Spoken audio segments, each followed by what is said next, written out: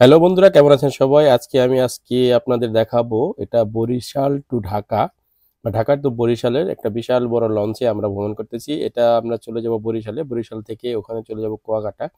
তো আমরা কুয়াকাটা ডাইরেক্ট বাসেই যেতে পারতাম, কিন্তু বাসে না গিয়ে আমরা চিন্তা করলাম যে প্রথমে আমরা বরিশালে যাব লঞ্চে, তারপর ওখান থেকে বাসে আমরা কুয়াকাটায় যাব। তো লঞ্চে যাওয়াটার মতলব হলো আমাদের খুবই ইচ্ছা ছিল আমরা লঞ্চে একটা জার্নি করব, কারণ লঞ্চে আমরা যে সাইডে থাকি ওই সাইডে লঞ্চের জার্নি করা হয় না, আমাদের বাড়ি ঢাকার আশপাশেই, যার কারণে ওই ওখানে এই লঞ্চ ভ্রমণটা খুবই কম করা হয়, ওখানে শুধু বাস সার্ভিসগুলাই পাওয়া যায়। তো আমরা এখন লঞ্চে আমরা বরিশাল যাব।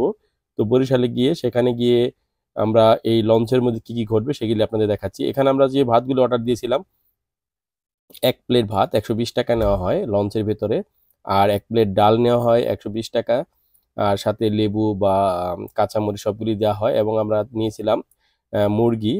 তো একটা মুরগি আমাদের যখন অর্ডার নেওয়া হলো তখন তারা বললো যে ভাই আপনারা তো 5 জন আছেন, তো 5 জনের জন্য একটা মুরগি আপনারা ভালো করে কষিয়ে রান্না করে দিই, আপনারা খেলে খুব ভালো লাগবে, কারণ আমরা সবসময় বানিয়ে দিই, আপনারা স্পেশাল যদি খান তাহলে অর্ডারটা দিতে পারেন। তো আমরা সেটা ভেবেই অর্ডারটা দিয়েছিলাম। তো অর্ডারটা দিয়ে আমরা খাওয়ার সময় চিন্তা করলাম যে কেমন না কেমন হয়েছে। তো অর্ডারটা দেখার পরেই, মুরগিটা দেখার পরেই মনে হয়েছিল না ভালো হবে। তো খাওয়ার পরে খুবই মজা লেগেছিল, আমরা সবাই খুব এনজয় করে খেয়েছিলাম। আর এই জায়গার চালগুলোও খারাপ না, ডালটাও খুব ভালো হয়েছিল, আমরা খুবই মজা করে খেয়েছিলাম। তো খাওয়াটা কিন্তু অনেকটাই ভালো লেগেছে, কারণ আমার মনে হলো যে যারা এখান থেকে আর কি ঢাকা যাওয়া আসা করে তারা এইভাবে হয়তো তাদেরকে রান্না বান্না করে দেয়, যার কারণে তাদের রান্না বান্নাটা খুবই মজা হয়েছিল। এবং আমাদের এক ফ্রেন্ড সবাইকেই খানাগুলো চিকেনটাকে সবাইকে পরিবেশন করে দিতেছে।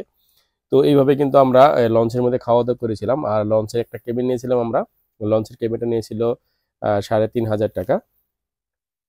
তো লঞ্চের জার্নিটা কিন্তু খুবই মজার হয় আর খুবই আনন্দের হয়, কারণ লঞ্চের মধ্যে ঘোরাফেরা করা যায়, উপরে ঘোরা যায়, নিচে ঘোরা যায়, সামনে যেয়ে বসে থাকা যায়, অনেকটাই স্পেস থাকে।